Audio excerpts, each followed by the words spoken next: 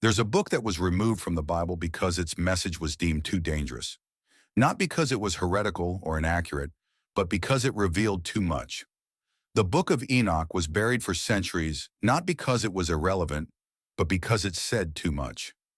It talks about angels who fell to earth not as symbols, but as beings who dramatically altered human history. The book names them, tells us what they taught us, and warns of the consequences of what happened. This isn't just some myth, it's a message. A message that has survived empires, inquisitions, and centuries of silence, but most people have never even heard of it. Why? Because the implications of this message challenge not just religion, but rewrite the entire story of human origin, destiny, and identity. So the real question isn't whether Enoch's story is true. The real question is, why have we been kept from it? Long before the Bible was compiled, long before religion became a tool to maintain order, there was a story that echoed across the ancient world, a story of beings who came from the sky, descended to earth, and changed everything. The Book of Enoch doesn't begin with peace or comfort. It begins with betrayal, a betrayal that altered humanity's fate and shattered the very order of heaven itself. These beings were called the Watchers. They weren't angels in robes with halos. They were celestial beings sent to observe humanity. But they didn't just watch they crossed the line, they interfered.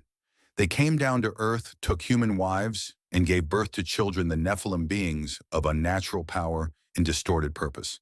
These weren't just giants, they were hybrids, anomalies, the result of a divine lineage being corrupted. They dominated, destroyed, and devoured. What began as curiosity ended in catastrophe. But it wasn't just physical destruction that the Watchers brought upon us. They gave humanity knowledge we weren't meant to have, or at least not yet. They taught us metallurgy, how to forge weapons. They taught us enchantments, spells, how to manipulate energies and people. They taught us the signs of the stars, astrology, and war. They handed us everything forbidden. And at first it felt like a gift, it felt like power. But underneath that gift was poison, because power without consciousness always leads to collapse. The Book of Enoch tells us that this was the original fall, not of man, but of God's. The real rebellion wasn't Adam eating the forbidden fruit. It was the Watchers giving humanity the blueprint for self-destruction, a divine crime that rippled through time and triggered judgment from the highest realms. According to Enoch, the Creator didn't respond with mercy, but with fire and flood. The earth was to be cleansed. The Nephilim wiped out the Watchers, imprisoned in a dimension beyond this one. The slate wasn't wiped clean, it was buried, sealed, and silenced. Yet despite all this, the story survives. Not in Sunday sermons or textbooks, but in whispers across cultures. The ancient Sumerians spoke of the Anunnaki gods who came down and interfered. The Greeks had the Titans. The Hindus spoke of the Asuras. The Hopi told of star brothers. The pattern is the same across different civilizations. Divine beings descend, gift humanity knowledge, breed with mortals, and are punished by higher forces. So why is Enoch's version the one that's feared? Because it doesn't just hint at these things, it accuses. It names the crime. It breaks the spell. And here's the part that's hard to ignore. The Watchers weren't just punished for disobeying heaven, they were punished for awakening humanity. Because knowledge is awakening, and awakening is dangerous to any system built on control. Some truths are too controversial for platforms like YouTube, but if you want to go deeper, you can check out our free Insights Academy newsletter. If you sign up now, you'll even get a free copy of the Kabbalion for a limited time. The link is in the description. The moment you realize that ancient history might not be myth, but memory, your whole perspective changes. This isn't just about theology, it's anthropology, psychology, cosmology. The Book of Enoch isn't a religious relic, it's a suppressed record of something the ancients saw with their own eyes. And once you start looking, the symbols are everywhere. Winged beings, flaming swords, giants battling the gods.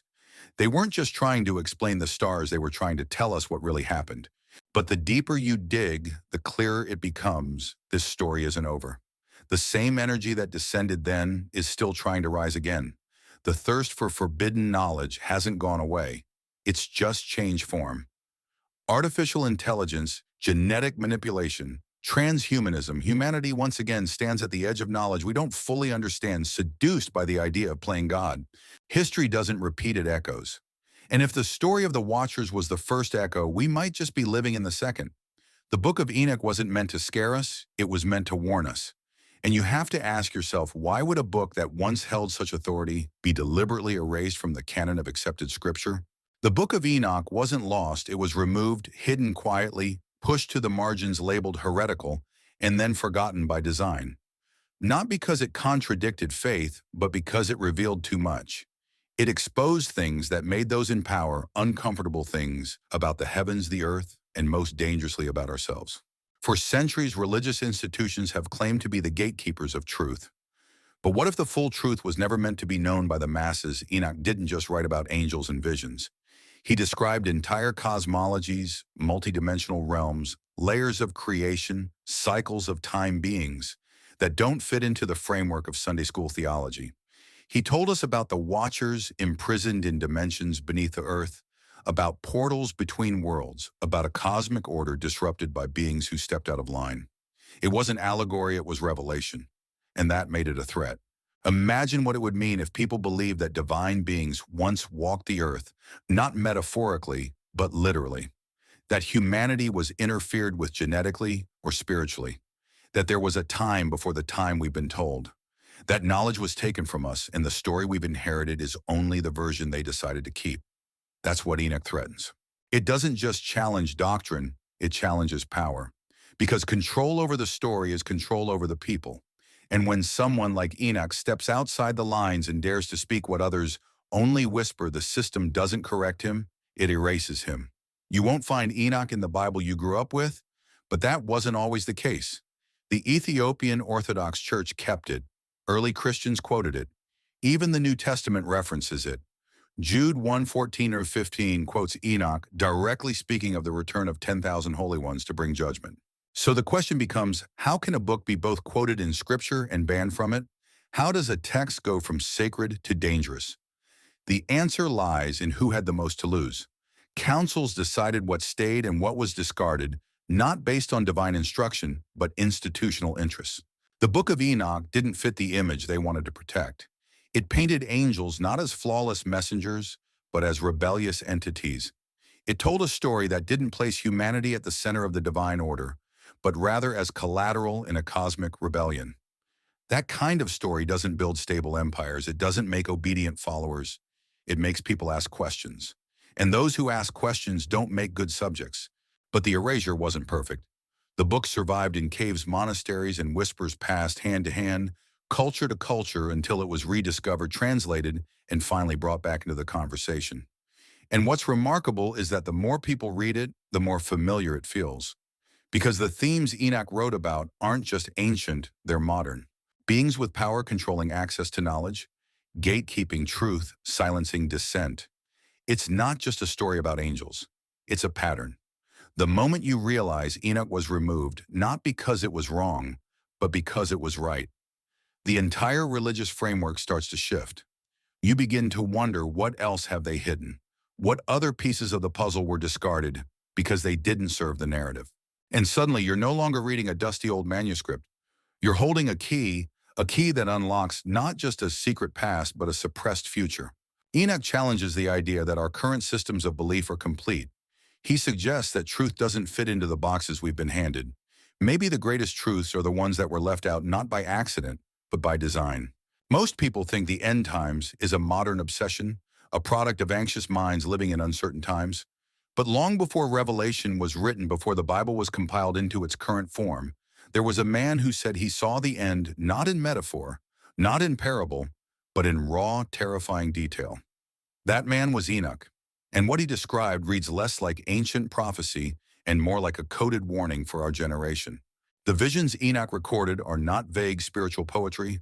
They are structured, symbolic, layered with meaning that transcends time.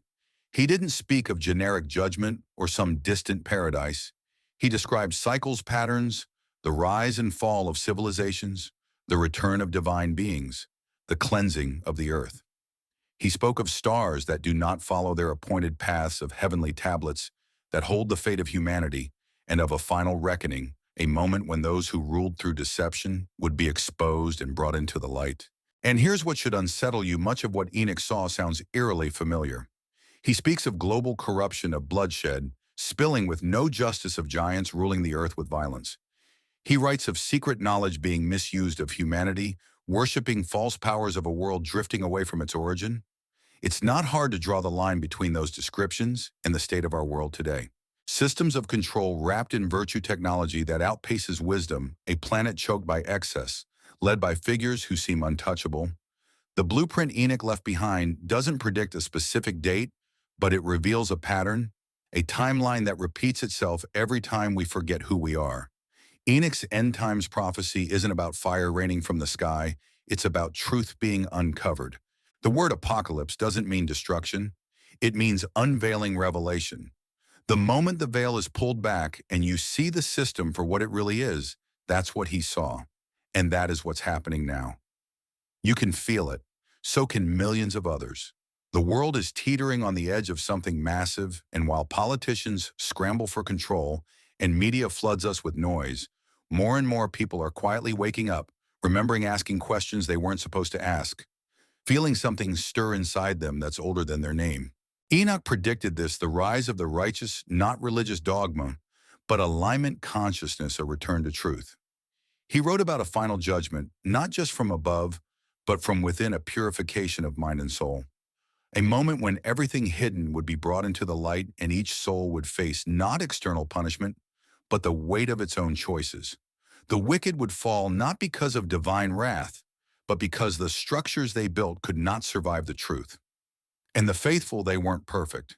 They were the ones who chose to see, who dared to wake up. That's the part no one tells you. The end isn't about fire, it's about clarity, a burning away of illusion. And in that sense, we're already living through it.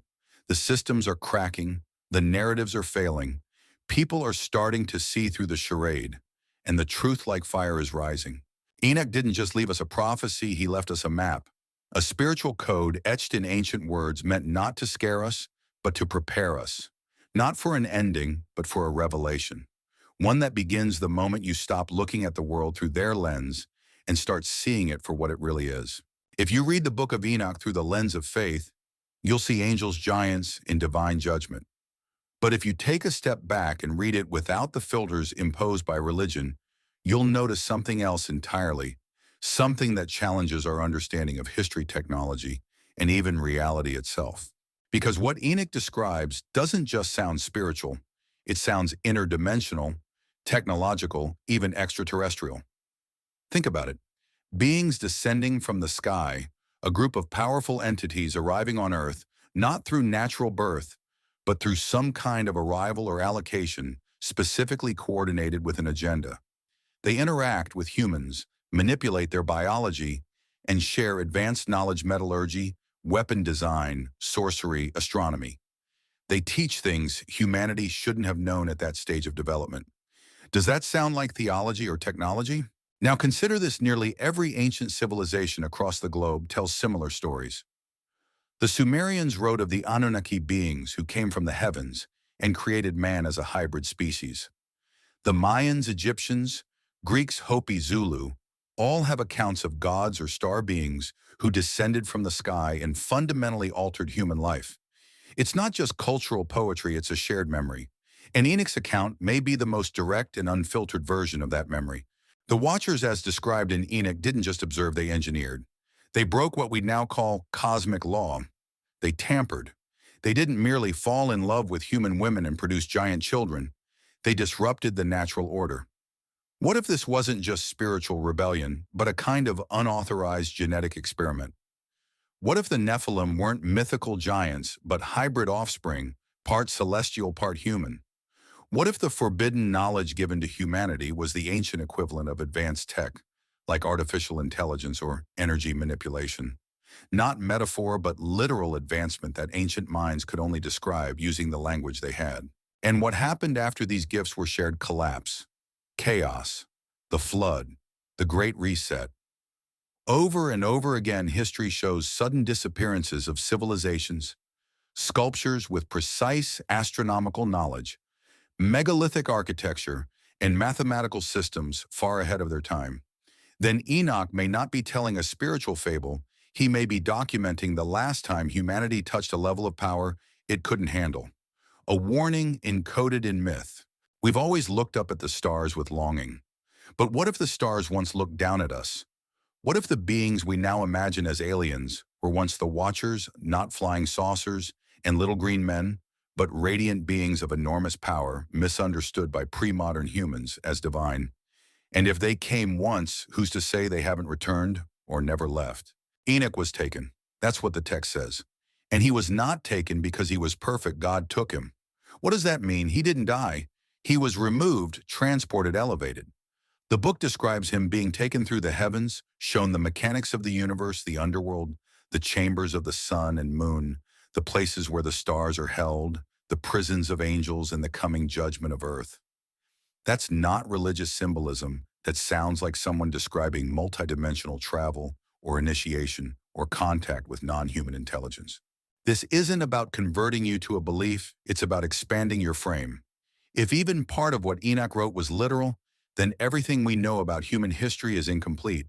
If advanced beings once walked among us, influenced us, and were punished for doing so, then our history books are missing the most important chapter of all, the chapter that explains not just where we came from, but what we're capable of and why we were made to forget. We're living in a time when ancient knowledge and modern science are colliding. Quantum physics now entertains concepts like multiverses, dimensional bleed-throughs, and consciousness as a non-local field. What the ancients called heaven, scientists now call higher dimensions. What they called angels, some now call extraterrestrials. It's the same thing seen from different ends of time. So maybe the Book of Enoch wasn't ancient superstition. Maybe it was the first attempt to record contact not just between man and God, but between Earth and something far older, far stranger, and far more powerful than we've been allowed to remember. When a story appears in one ancient culture, it's easy to dismiss it as myth. But when it echoes across continents, timelines, and civilizations that never had contact with one another, something deeper is at play. The Book of Enoch isn't just an isolated curiosity, it's a fragment of a much larger global puzzle. A puzzle that includes the Sumerians, the Egyptians, the Mayans, the Hindus, the Norse, and more. And the picture that starts to emerge isn't one of coincidence or collective imagination, it's one of suppressed history. Look at the flood story. Enoch speaks of a cataclysmic flood sent to wipe away the corruption unleashed by the Watchers and their hybrid offspring.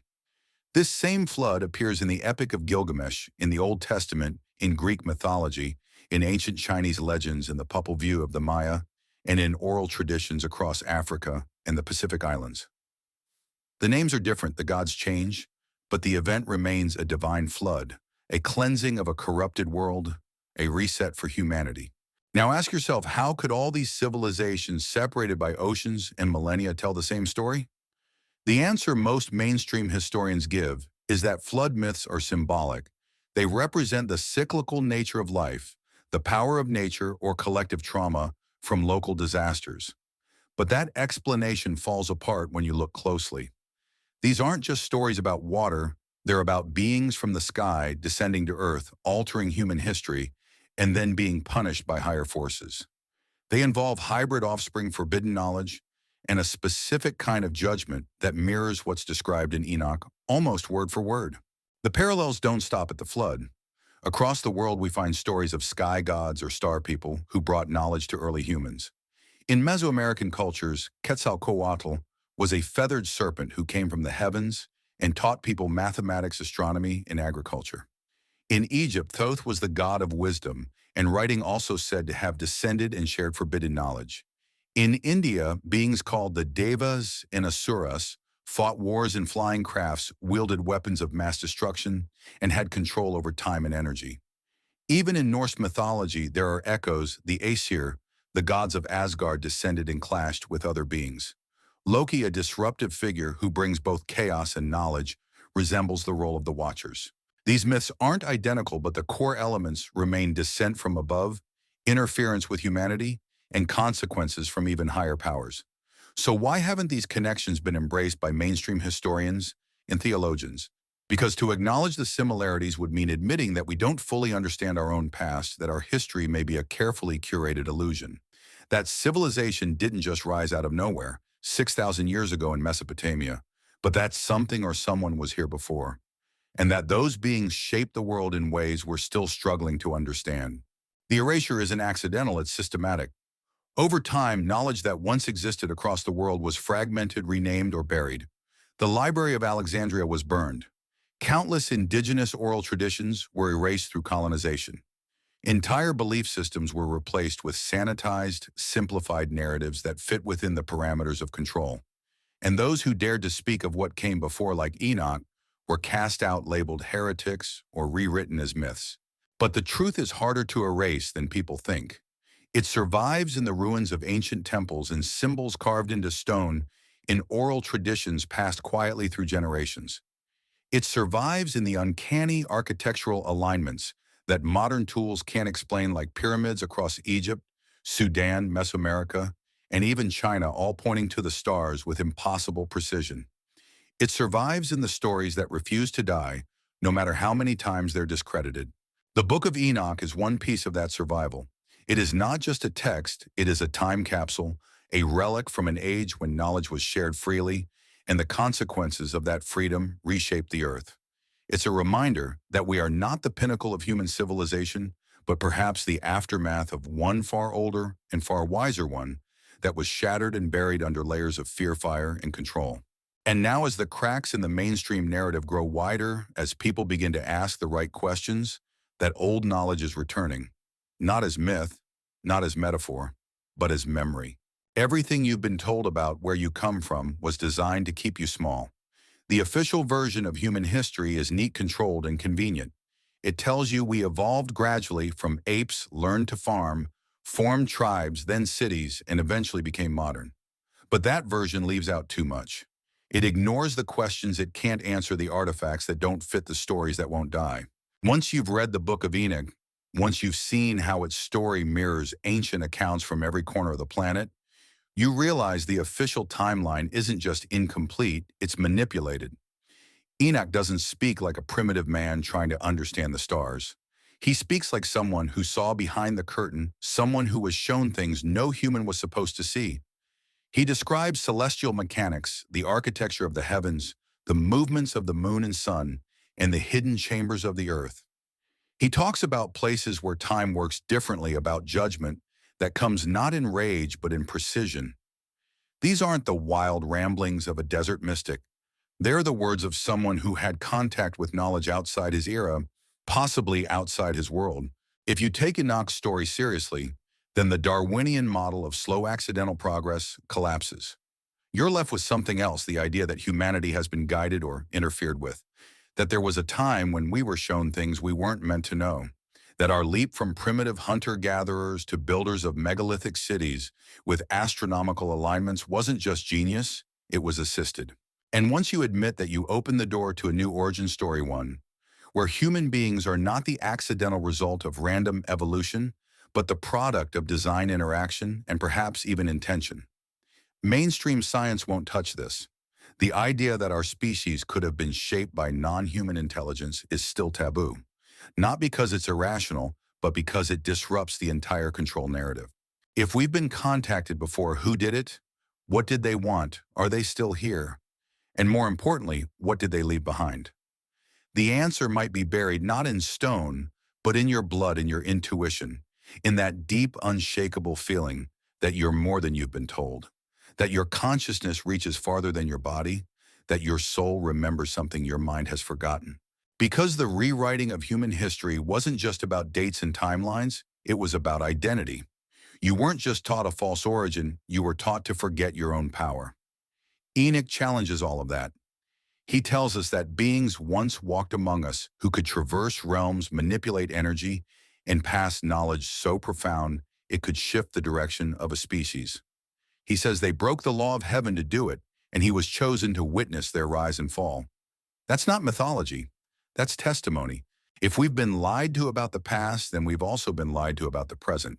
Because history is not just a record of what was, it's a framework that shapes what's possible. If you believe you came from nothing, then you believe you're going nowhere. If you think you're just a biological accident, you'll live like one, small, scared, and easily managed. But if you understand that you're part of a deeper story, one that involves cosmic rebellion, suppressed knowledge, and spiritual inheritance, you begin to remember your scale. You start asking better questions. You start breaking out of the boxes. This is the danger of Enoch, not that it confuses people, but that it wakes them up. Because once you question your origin, you begin to question your purpose. And once you question your purpose, you stop accepting the roles you've been assigned. You stop being a cog. You become a spark. The rewriting of human origins isn't just an intellectual debate, it's a spiritual revolution. The system wants you to believe you're here by accident, that your ancestors were primitive, that your destiny is predetermined. But Enoch whispers something else, that you are a descendant of survivors, that you've been chosen just like him to witness the turning of a cycle, and that somewhere in your soul is a memory of what came before, waiting to be reclaimed. The Book of Enoch isn't just a relic from an ancient world, it's a mirror reflecting the one we live in now. When you look past the symbols, past the language and imagery, you start to notice something unnerving. It's all happening again. Not in the same form, not with the same names, but the same pattern is playing out quietly and methodically in the background of our modern lives. It starts with disobedience when the rebellion isn't of man, but of those who were supposed to guide us. The watchers sent to observe chose instead to interfere, and in doing so they gave humanity access to power we weren't ready to hold. That's the core of the Enochian warning: power without wisdom becomes corruption. Knowledge without conscience becomes a weapon. What was meant to elevate us almost destroyed us. And so the flood came as punishment, but as a reset.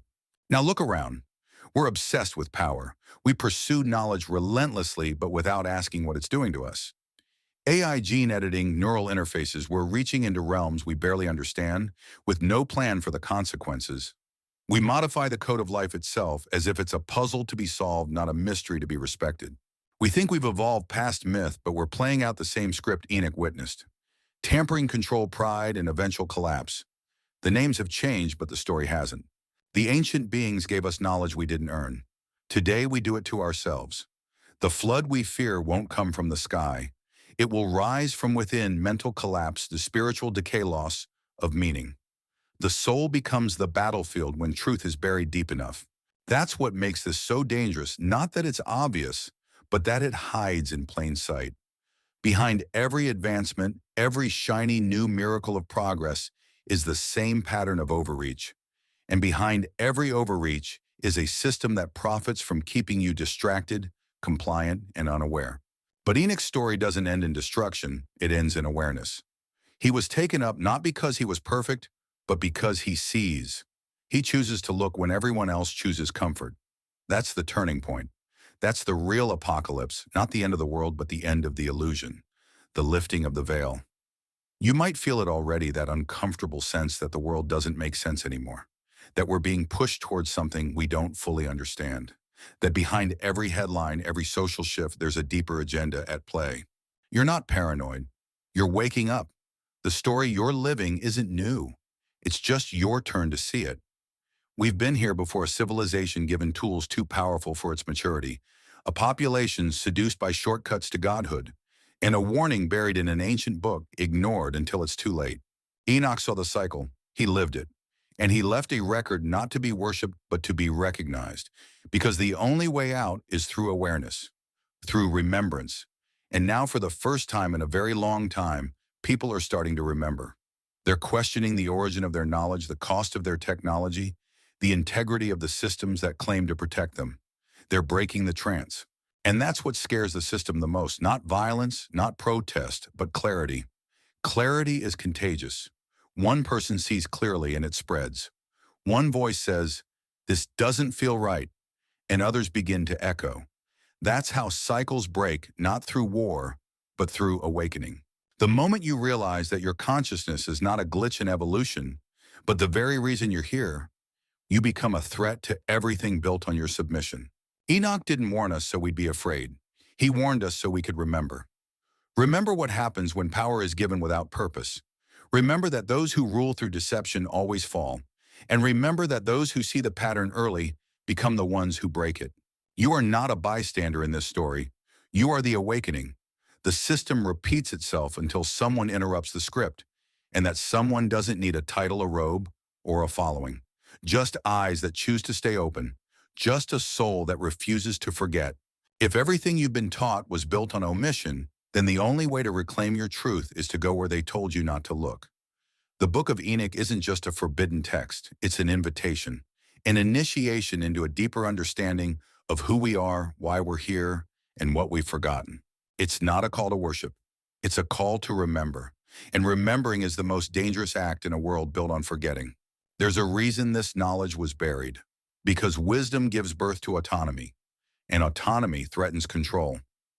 The Watchers were punished for handing us power too soon, but the ones who punished them never intended to give it back. Instead, it was locked away behind institutions, traditions, and distractions. The modern world offers you noise in place of meaning, pleasure in place of purpose, data in place of wisdom. And in that confusion, the old truths are drowned. But they never disappeared. They've always been there waiting for those willing to seek. The Book of Enoch is filled with warnings. Yes, but it's also filled with maps.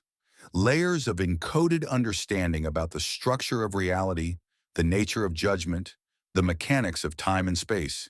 It teaches that the universe operates with precision, that actions ripple beyond lifetimes, and that nothing truly dies, only transforms.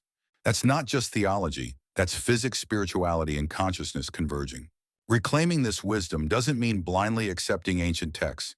It means returning to your own inner authority, reading with discernment, listening to your intuition, comparing what's written with what resonates, because the greatest revelation is that you already know. The truth isn't new, it's ancient. It's just been buried beneath programming, shame, and compliance.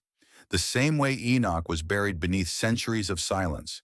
When you begin to see this, you start reading everything differently. Sacred texts become symbolic blueprints, not rigid rules. Myths become memory. Ancient gods become archetypes of perhaps historical beings misunderstood by time. You stop taking everything literally, but you also stop dismissing it all as metaphor. You live in the in-between where mystery thrives, and that's where awakening begins.